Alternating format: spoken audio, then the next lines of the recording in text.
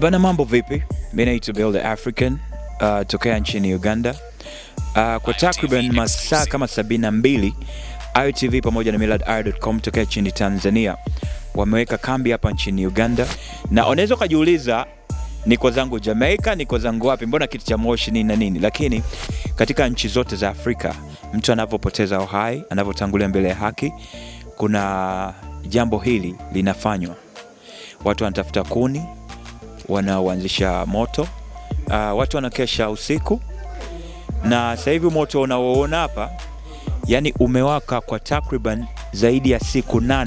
Watu wamelala hapa katika baridi, lakini kutokana na mapenzi ya ndugu yetu ambao ameweza kututoka, waliweza kumudu, na wanafamilia wengine wanaendelea kufanya hivyo licha kuwa jamaa ashapelekwa na kulazwa kwenye sehemu yake ya milele.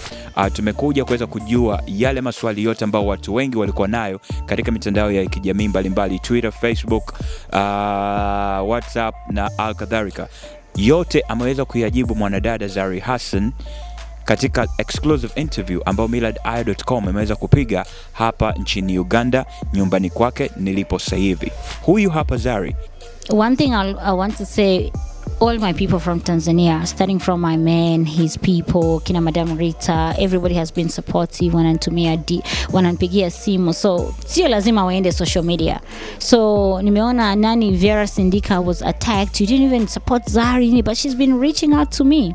Nimekuta a lot of her WhatsApps, hey Zari, how are you, yani what's going on, I can't get you, naona. So no, sio lazima iende social media. Ivan was never poisoned. Ivan alikuwa na high blood pressure and hajawahi kupima, na if alipima, he's never taken it serious that he needs to start his medication. So what happened, alipata stroke. Vile alipata stroke, high blood pia ikapanda. Now during the stroke, akawa paralyzed one side of the body, which was the left. And during the stroke, vile mempiga vibaya, akapasuka like a vein in his head, in his brain, mshipa, right? Yeah, so that thing in the head ikamwaga damu in his brain. So daktari wakanambia most of the patients like him, 80% of those patients, like they die immediately. Wakanambia 20% when you are back, usually they die within a month, and the other 10% if they come back, if they make it, wanakuwa fully dependent, yani kumvalisha pampa, kumogesha, kumkulisha, and things like that. So nikamuuliza, doctor, what's going on with my patient? I want to know. Akaniambia, look, we're only trying to see what we can. Wakamfanya operation to reduce the pressure on the brain ya ile damu, lakini the operation also wasn't successful because during the operation pressure ilikuwa inapanda inashuka, and then also during the same operation he overbled. So they didn't continue with the operation because he was going to die immediately. Wakamrudisha in the ward to try and stabilize him so they can see if they can perform a second operation.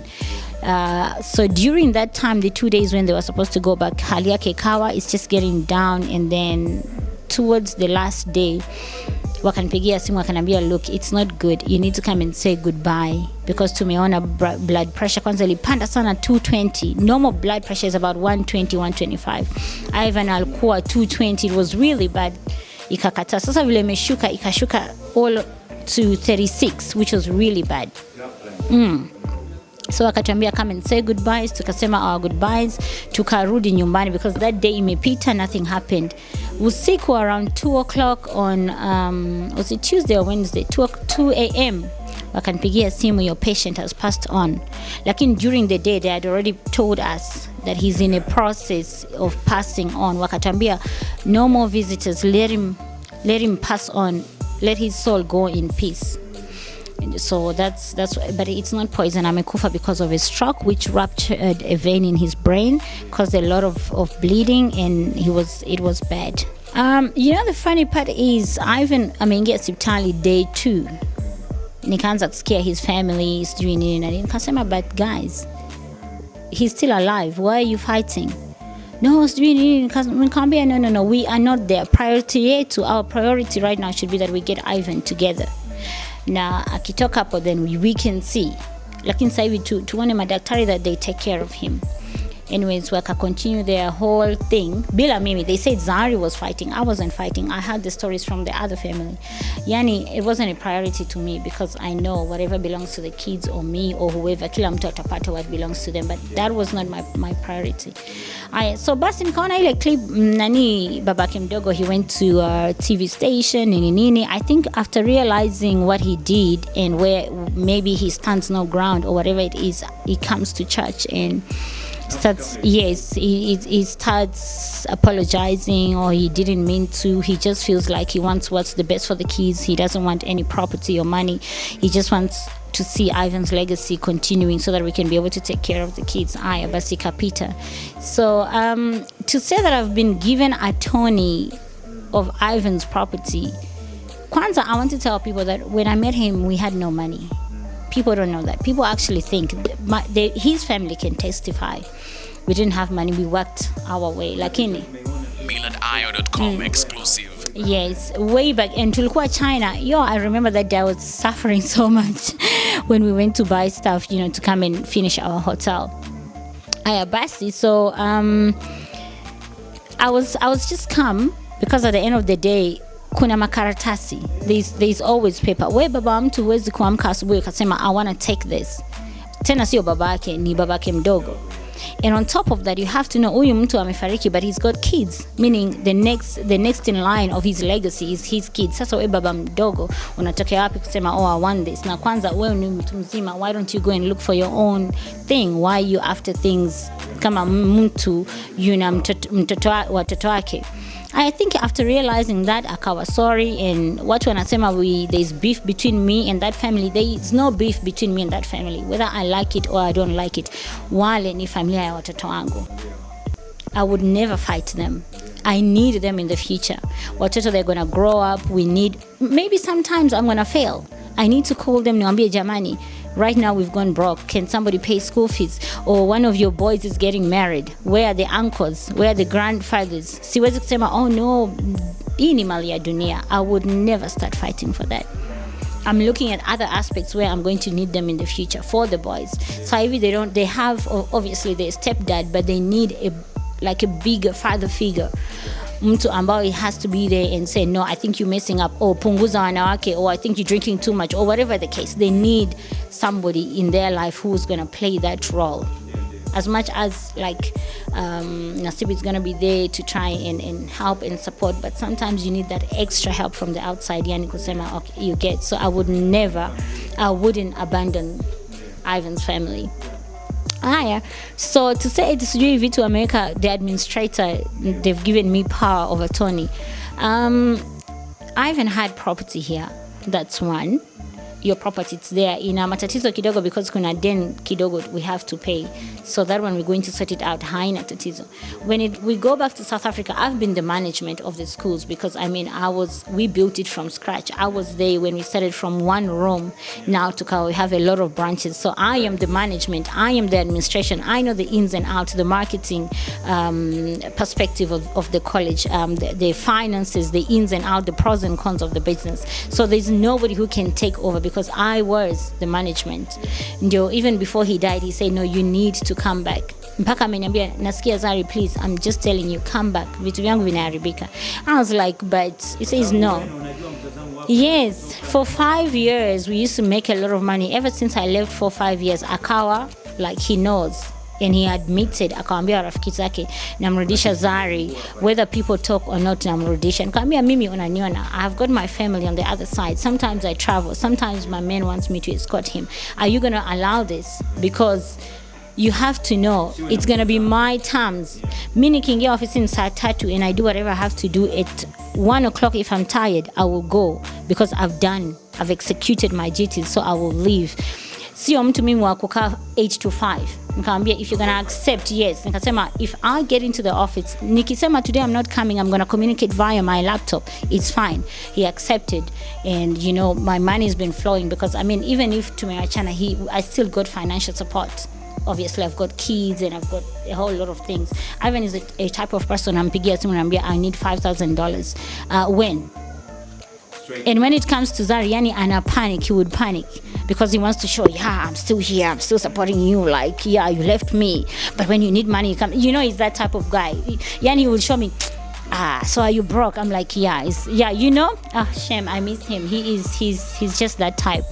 So obviously, when it comes to the businesses, I will continue because I am the one who knows. The kids, obviously, I am the mother, I am the dad. Right. Yes, my mother is here. If they need a grandmother, Mama Ivan Al-Fariki.